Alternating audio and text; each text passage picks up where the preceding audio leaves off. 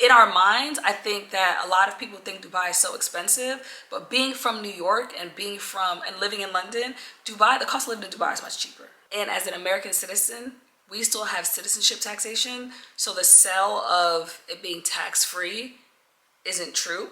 Personally, when it comes to where I am right now and starting a family and things like that, never hesitate to call, 'cause I'm your sister and always for you. And don't know what I'd ever do without you. From the beginning till the end, you've always been here right beside me. So I'll call you my best friend. Hey everyone, welcome back to our channel. Happy Sunday. Happy December 1st. Oh, I don't have a microphone, so hopefully you guys can hear me okay. So, I know many people have been waiting on me to do this video, because yes, it is true that I have moved to Dubai. It's not clickbait and it's not temporary. I have actually made the move to Dubai. So I figured I would do a video about why I moved and kind of where I am in life, in my career, all those kind of things. It's interesting because when I was considering my move, I hadn't found many of these videos from an American perspective. So I thought that this video would really add value. And a part of why that is because whenever you ask people why they moved to Dubai, the obvious answer, at least in the professional space, is taxes. And as an American citizen, we still have citizenship taxation. So the sell of it being tax-free isn't true. And what having citizenship taxation means for us is that we still pay federal taxes. So there isn't a strong argument about moving to Dubai, for example, versus let's say Texas or Miami, where they also don't pay state and certain local taxes. There's an exemption for high earners, but it's not like untaxed if you do spend a certain amount of time outside of the country. I've been working with my tax preparer on that, but I'm not a tax expert, so I'm not gonna get into that. But basically, the obvious pull that there are no taxes isn't what's gonna bring an American to Dubai versus someone that is from the UK, for example, where it's tax-free, or other parts of the world. So yeah, so then I will get into why I chose to move to Dubai as an American, because it isn't the case that it is 100% tax-free for us. So as you guys know, I lived in London for a little bit, which is where I first actually started to see people move to Dubai for work. That's when it came on my radar. Prior to that, I didn't know anyone was moving to Dubai. I didn't even know there was a wave of people moving to Dubai. Granted, it is relatively new in the scheme of like life itself, but that's the first time where I really saw people start to move over to Dubai, and I was like, why are all these finance guys moving to Dubai? Like, what's going on? And that's kind of what put it on my radar. So when I was living in New York and I decided to kind of consider jobs abroad again, I was considering London, but I didn't want to work in a New York office in London, so I was considering actual UK firms, so I'd be on a proper time zone. But then I also started to consider in-house jobs and all this kind of stuff. But essentially, that's what opened my mind to be like, you know what, maybe I would like Dubai, and started to look at videos, started to look at pros, started to look at cons. I visited Dubai before, so that also came to mind, like, did I like it when I went? Things like that. So the most obvious answer as to why someone would move to Dubai, or the pro, being from New York and living in London, is the weather.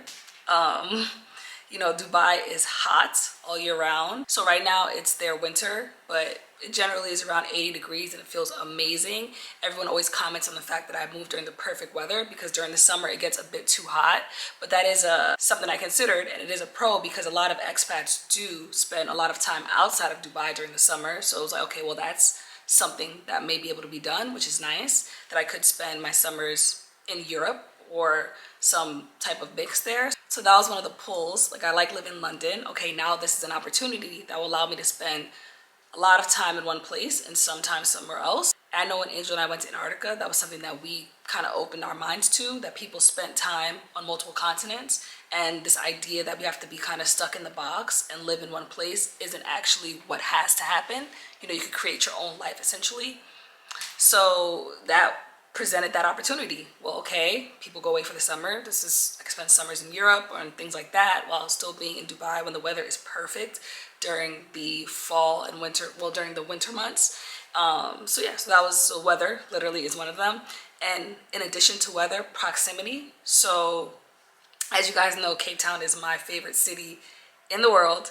And my second favorite place is Iceland and Jamaica. They go back and forth, Iceland and Jamaica. But the idea is Dubai is so conveniently placed between Africa, Asia, and Europe that it makes it so easy to travel to these different places based on what I want to do. And I've been wanting to expand some of my business ventures into various places like West Africa, South Africa. So being somewhere where time zone is very convenient and location is very convenient, you can pop over to London when you want to. Like I'm in London for the weekend, literally.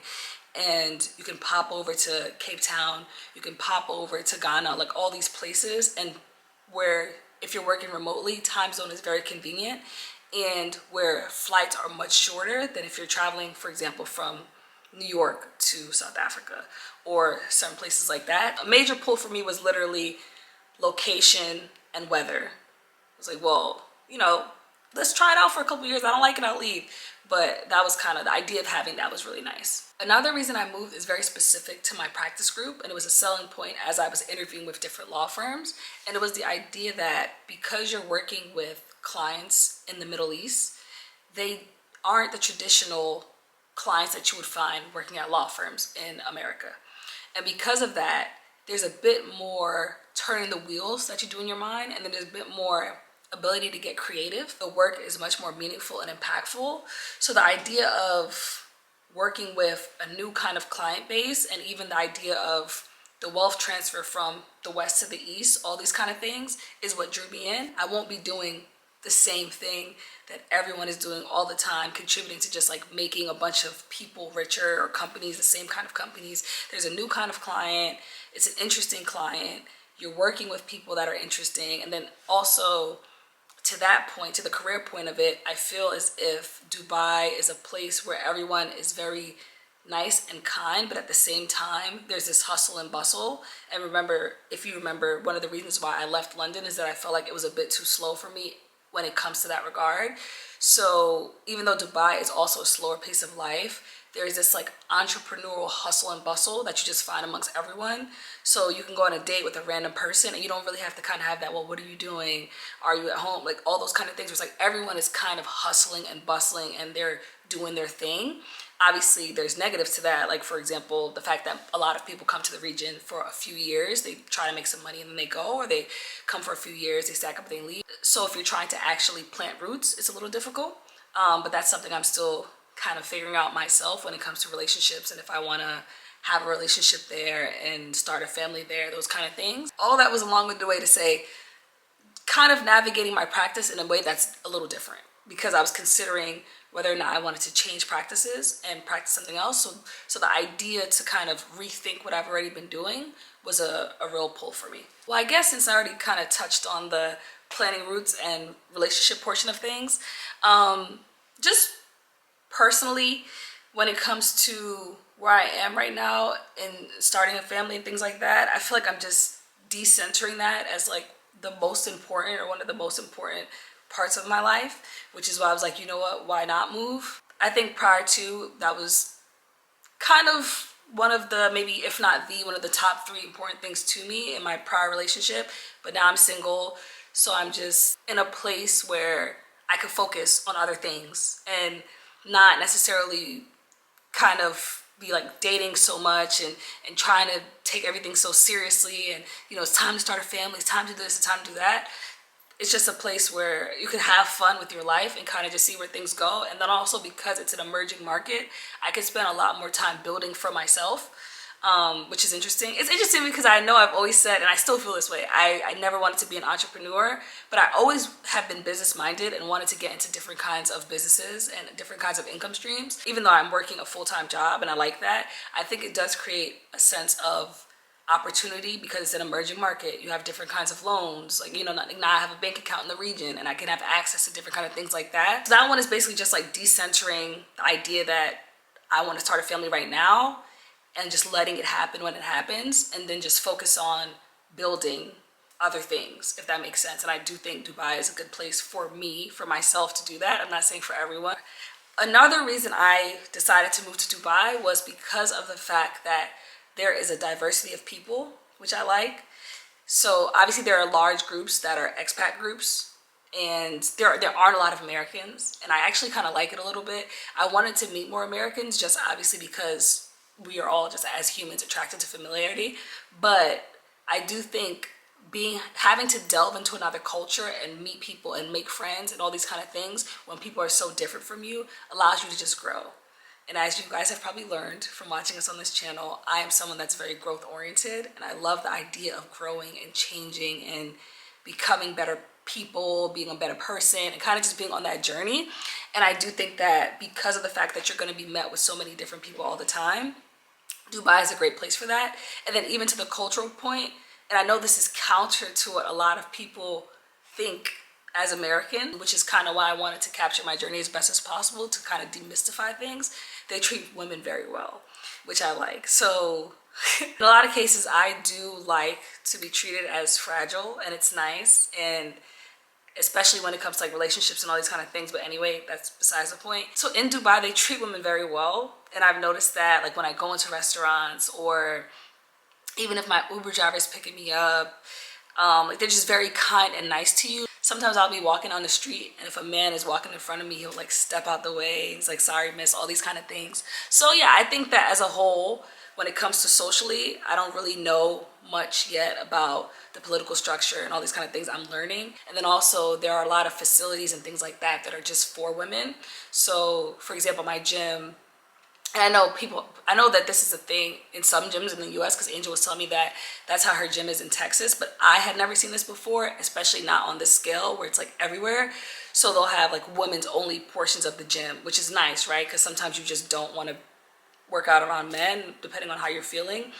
And it's just a choice. You can obviously work out. Like I've never worked out in there, but the idea that it's there is nice. That there are these women-specific spaces. Talking about safe spaces, even though this wasn't necessarily one of the reasons why I moved to Dubai, it's very safe, which is nice. And you do see it. Like you can leave your packages. No one's gonna steal your packages. Like I've had packages delivered to my apartment since I've been in London, and I know they're gonna be there when I get back. It's just like a very safe place in general, which is nice. Another thing when it comes to money and all that kind of stuff, I think that I will be getting a lot more for my money. And I'm just in the era of kind of saving and just wanting to kind of get the most bang for my buck right now. You know, I've done the travel thing, I've done the luxury things, this and the third, and now I'm just in an era of like, okay, I'm just trying to save, stack, and just live a calm life. So within reason, right? Because like I said, I love the instability of life. I love ups and downs. So because of that, I want it to be somewhere where I do get a little bit more bang for my buck, but I don't have to downgrade my lifestyle. So that's a pro. The cost of living, even though in our minds, I think that a lot of people think Dubai is so expensive, but being from New York and living in London, Dubai, the cost of living in Dubai is much cheaper. It's much cheaper. In addition to like the tax savings, it's much cheaper. So getting more bang for my buck is definitely another draw. And then I guess personally, obviously the other place I was looking was LA, and I just wasn't really too satisfied by what I was getting offered in LA. And the idea was if I did go to LA, I was gonna transfer into film. So I didn't really land a job either in the field that I wanted to. It was kind of a bit difficult. So that was also part of why I ended up not going that route and decided instead to go back abroad. The difficulty there with navigating LA, kind of seeing what LA is like, because I was spending months at a time there, it didn't have as much as a strong draw anymore. And not landing the job that I wanted also was kind of like, well, I don't want to take on an asset management position there and kind of be doing exactly what I'm doing, but just from LA. So yeah, so there was all kind of reasons why I didn't actually go to LA, and that's what also kind of made me decide on going to Dubai. Also, as I was navigating the job market, it was just the people. The people that I interviewed with were so nice, and they just sold it. Like they'd all been in Dubai for like 10 years, 16 years. They were American and British, and the idea was literally the same thing. They were just going to come for a little bit, but then they got stuck there. Someone told me the other day at Thanksgiving, it's 1, 5, or forever. So the idea is generally you stay for a couple years and you go, or maybe you'll pass the couple years mark and then you stay for 5 years and you'll go. But if you make it past the 5-6 year mark, you're there forever. So I thought that was interesting, and I guess I'm interested to see what happens for me. Like I could hate it and I could leave in 6 months, but so far I'm loving it, and I'm approaching my 1 month mark, I guess. Like I'm a bit over 3 weeks, so I'm approaching, that point where it's like, okay, well, if I'm not gonna like it, things are gonna start to change soon. So, but y'all know me. If I don't like something, I'm gonna leave, obviously. So yeah, I'm gonna share my journey because, like I said, I think it's really important to share my journey as an American because you don't find these perspectives out there often, especially as an American that's in a professional space, because they're uncommon, period. Not just like on YouTube as a whole, right there. It's like, I don't know how recent the numbers are, but I was seeing that there are only 40,000 expats in the entire UAE. Most are in Dubai, with some, or the second largest amount being in Abu Dhabi. So this story's just not out there. It kind of reminds me of when we first started YouTube, but then we weren't necessarily cognizant of it, where we were just starting to have fun. But then we realized, oh, our story isn't really out there. So we kept telling the perspective of like Black women in law school, and it became popular, and then other Black women in law school did it. So the story of like Black American professionals in these spaces in Dubai isn't really out there. So I'm gonna record what I can within reason, of course, and just share my experiences, pros, and what I like, what I don't like. If I end up moving, you'll see why over a course of time, those kind of things. And yeah, if you have any questions, comment below. If you love Dubai, let me know. If you hate Dubai, let me know. And yeah, like, comment, subscribe, and share as usual, and watch out for more videos. We're gonna try to post more. It's December. I'm currently on holiday because it's UAE National Day. So, happy holiday to anyone watching from Dubai. And I'll see you guys in the next video.